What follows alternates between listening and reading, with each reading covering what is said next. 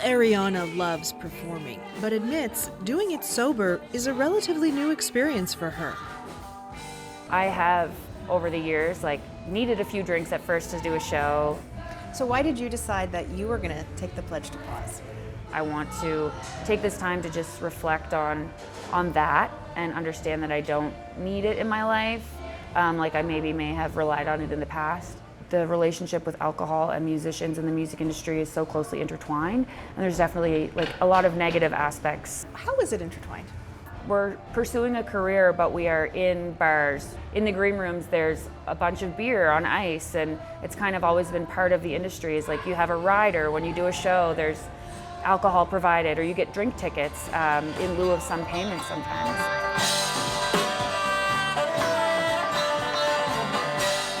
Ariana is part of a new initiative the East Coast Music Association has launched, Dry January, asking artists and industry leaders to pledge to pause and think about alternatives in an industry where alcohol is always within reach. There was a lot of interest, but get this, Nicole is one of only 35 artists who actually signed up to stop drinking out of the association's 1,000 members. To find out why, we meet Erin Williams, a social worker who runs wellness programs for the East Coast Music Association. They wanted to participate, or if they couldn't, they knew that it was something that was needed and something that they really supported. But why couldn't they?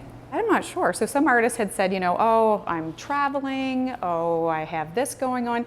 So, which even says to us that there needs to be more conversation, because it feels like something that they might not be able to participate in things if they don't have alcohol. For some people I know, it's kind of how they also interact a bit with their audience. People will buy them drinks. Do you ever feel like it is part of your job to drink, that the crowd expects you to party with them? There are pressures, I think, to drink when you're working in the music industry, because it's just there, it's just the norm. And there's nothing wrong with that, but if it does kind of, affect your mental health, or, you feel like you don't have control, which I think a lot of people do suffer and struggle with that sort of thing. I wish I'd never taken this excursion around the bay. Sean McCann of Great Big Sea fame was one of those people. 10 guys on a bus, venue to venue, overnight. It's not an easy place to be sober. It's just not. Now sober for 12 years, he spent 20 years on the road with what he calls Canada's biggest party band. In fact, he says Great Big Sea based its brand on alcohol. And I mean, if you looked at the catalog, we literally name dropped a lot of different drinks you could consume at the concert. I drank 16 doubles for the price of one. Get drunk whenever I'm ready. Get sober by and by. During this 20th anniversary tour, McCann was newly sober, still struggling, and literally singing about getting drunk. Eventually, the pressure to drink was too strong. He had to quit.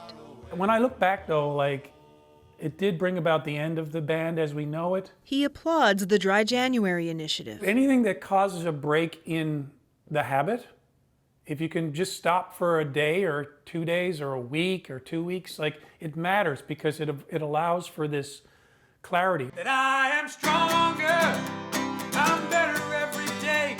He is still performing solo. I don't play bars. I still manage to make out a living, but I have to work 20 times as hard to make that work. I'm stronger than I ever used to be.